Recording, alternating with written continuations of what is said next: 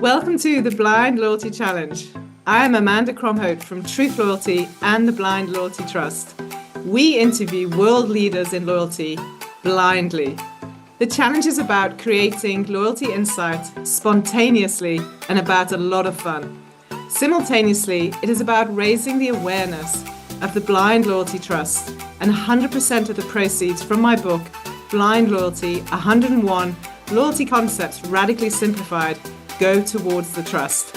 We hope you enjoy the Blind Loyalty Challenge.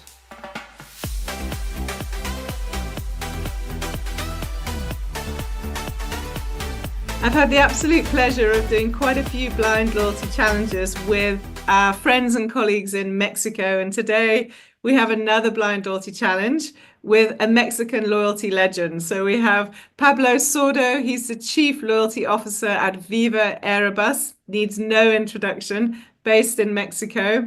You were tagged by your colleague, Fernando. So welcome to the Blind Loyalty Challenge, Pablo. Thank you very much, Amanda. Pleasure to be here. So we've chatted before, but not on the challenge. So the first question for you, and I always say this because I now take no responsibility for how hard it is set by two people, because both these individuals said the same question on separate challenges. So it's Joe Ashdown from Mando Connect and Jay Weinberg from Ascendant Loyalty Marketing. They both asked the question, where will AI in loyalty be in 5 years' time? That's a very good question. Let me think about it a little bit. I think that I don't see a specific help from AI. I do see many different streams of where AI is going to be very helpful. And when I look at some efforts that I'm seeing in loyalty, I would say that AI is going to be very key in helping us properly hyper personalize our offers. I think that we're going to have a lot of information. I believe that loyalty is based on data. And the cutting edge for a good loyalty program is having the proper data. And I think that AI is helping, and it's helping us right now. But I think that in 5 years' time is going to be our day-to-day tool. I think that the tool is going to be helping us to properly discriminate the data, filter it, manipulate it, and be able to come up with a perfect offer or a perfect insight for Amanda, and that is going to make you redeem your points or redeem your reward. I think that that's where it's going to be helping us a lot, alongside the things that are helping us right now, such as having your program in a chatbot and having all the inquiries, helping you with AI, helping you with your back-end processes of conciliation and all that stuff. So I think that although I sometimes feel that it's very futuristic, I'm seeing that it can help us right now in many ways. But 5 years' time, I think that that's going to be our bread and butter.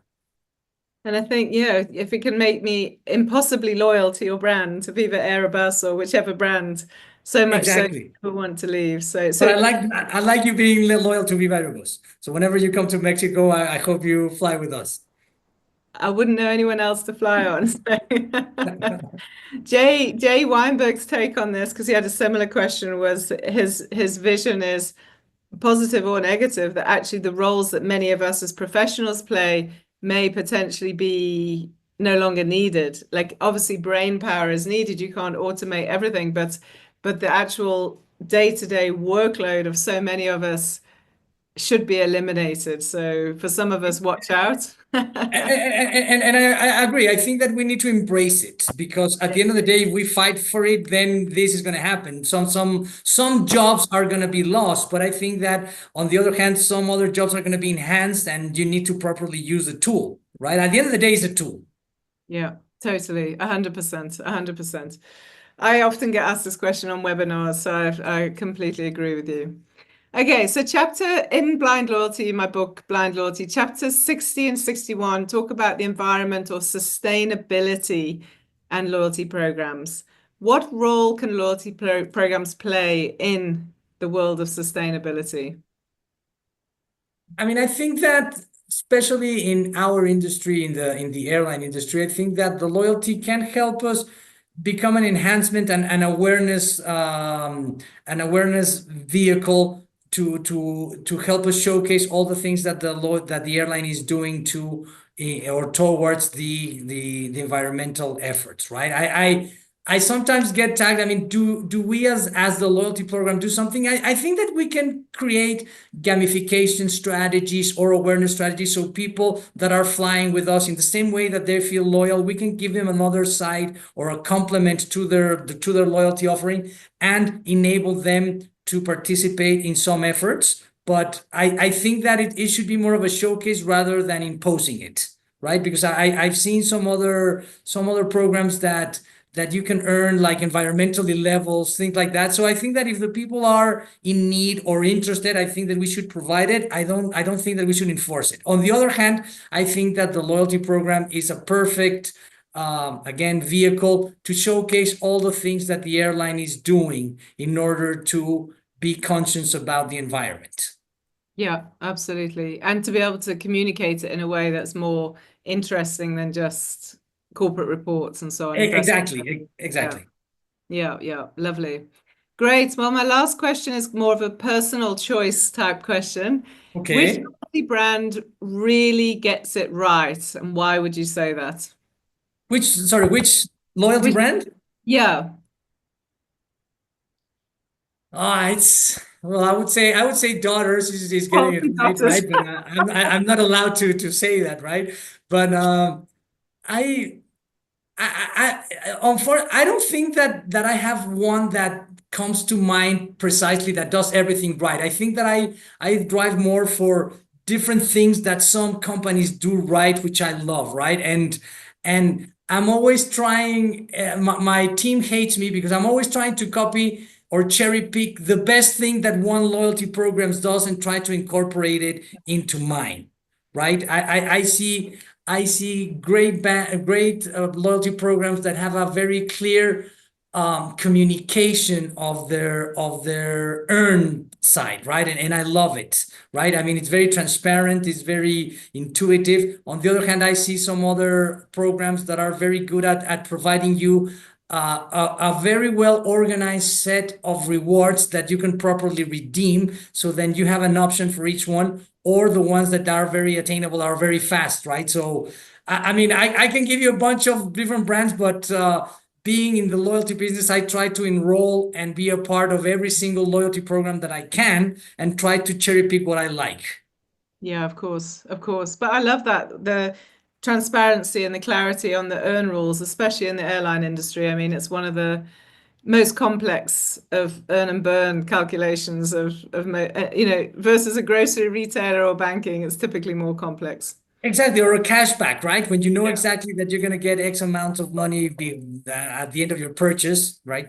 yeah, So but absolutely. we learn from different programs, right? So that's what I love. And reading your book, you gave me a lot of ideas that I'm trying to put into practice, right, in my program as well. Stunning. Well, good. Well, thank you for mentioning the fabulous blind loyalty. That's why we're talking today. Okay, so as I knew you would, you haven't really stumbled on any of the questions. So give me another question for a future blind loyalty challengee. I think I would like to understand I think that I don't know if you can call it a trend, but I see a lot of loyalty programs that are embarking into collaborations or associations with other loyalty programs, right? So not exactly becoming an ecosystem, but having a good relationship in terms of transferring points both ways, and all that. I think my question would be, how would you measure a success partnership when you have a two-way point transfer mechanism Stunning. along those lines, right? But I mean, when you're embarking a relationship with a Nora loyalty program, how would you measure success? Stunning. Love it. We had something similar as well, and it's just really great to see. The reason I asked this question of you is to find out what are the pain points that everybody wants to really get more clarity over. So it's actually a really lovely way of seeing how lo Okay. really capable loyalty professionals are seeking answers on some of these nuances. Wonderful. And then who, not necessarily to answer this question, but who would you like me to interview in the future?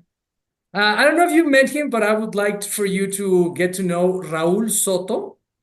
Raul, and I can send you the email and all that stuff. And he's the loyalty the loyalty lead for the loyalty program in Coppel. Coppel is the biggest retail company in Mexico. And I think that he and I exchange ideas a lot of every other day. So I think he would be a good candidate for you to interview. Amazing. Well, Raul, I don't know you, so I really look forward to meeting you. That's why another selfish reason I love doing the Blind Loyalty Challenge. I know. I love your structure because you get many insights from your conversations, which is great. It's just sound bites that are so powerful, and we're getting amazing people who I wouldn't normally get to meet. I've never met in a very short space of time so many loyalty professionals in Mexico. So you're keeping on the Mexico tagging trend. Exactly, and I think that he can be a nice complement to the typical loyalty effort. So I think you're going to enjoy your conversation with him. Amazing. Thank you. I look forward to meeting Raul. But to you, Pablo, thank you. I knew it would be amazing. Lovely to chat. Thank you for doing the challenge. Thank you very much, Amanda. Appreciate it.